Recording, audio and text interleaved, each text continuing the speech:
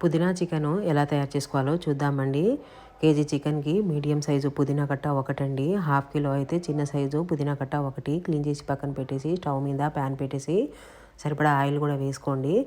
Oil heat అయినాక whole garam masala అండి, star పువ్వు, దాల్చిన చెక్క, యాలుక, సాజీరా, లవంగాలన్నీ ఫ్రై అయిపోయిన తర్వాత మీడియం సైజు ఒక ఆనియన్ కూడా ముక్కలుగా కట్ చేసింది వేసుకొని ఒక కరివేపాకు రెమ్మ, చిన్న టీ స్పూన్ నిండా పసుపు కూడా వేసేసి హాఫ్ టీ స్పూన్ అల్లం వెల్లుల్లి పేస్ట్ కూడా వేగిపోయిన తర్వాత ముందుగా క్లీన్ చేసుకున్న చికెన్ కూడా వేసుకొని చికెన్కి సరిపడా సాల్ట్ కూడా వేసుకొని స్పూన్తో బాగా కలిపేసి మూత పెట్టేసి ఉడికించండి.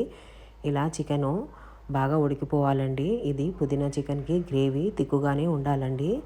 ఇందులో బోన్స్ కూడా బాగా ఉడికిపోవాలి. అందుకని మరోసారి టీ గ్లాస్ అంతా వాటర్ కూడా పోసుకొని చికెన్ని నీసు వాసన లేకుండా బాగా ఉడికించాలండి.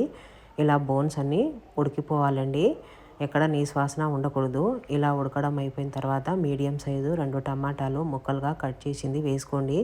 ఇందులో మరోసారి ఫుల్ టీ స్పూను అల్లం వెల్లుల్లి paste, 1 teaspoon red chilli powder కూడా వేసేసి ఉడికించండి. ఇప్పుడు మిక్సీలో 5-6 పచ్చిమిర్చిలండి, ముందుగా క్లీన్ చేసి పెట్టుకున్న పుదీనాని కూడా ఇలా కట్ చేసి మిక్సీకి వేసి కొంచెం సాల్టు, ఒక 15-20 దాకా మిరియాలు కూడా వేసేసి మిక్సీకి వేసి మెత్తగా గ్రైండ్ చేసి పక్కన పెట్టేయండి.